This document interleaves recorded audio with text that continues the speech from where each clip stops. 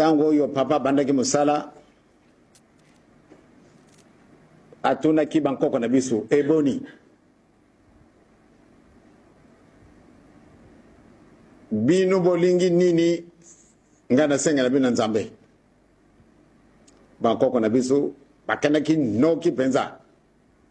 bakai ko se concerter allez réaction il faut to senga na nzambe alungola liwa pamba tatuna ki est-ce que bondimi musala bango balobi vraiment to sepeli mingi est-ce que sika wa récompense na pesa bango nini bango réaction na bango tata malamu ndia alungola bisi liwa ya solo papa azalaka un très bon messager aga ko pesa sango bango balobi lungula liwa yezo pe alobi vraiment d'accord kulungula liwa kasi liwa ezali nini lifuti ya lisumu liwa yaki pwana lisumu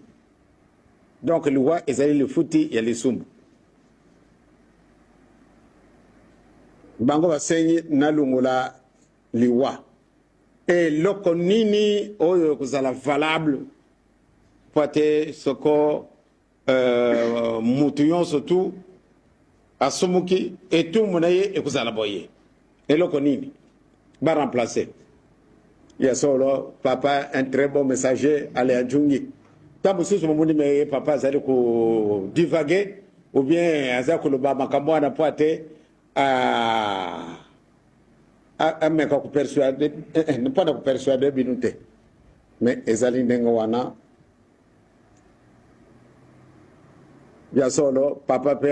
kimimbangu esikatika kiba oyo bakomelaki nde ya solo yesu alubi akulungula liwa kasi la mort est la récompense du péché. C'est que c'est autre qu'on remplacer le conini.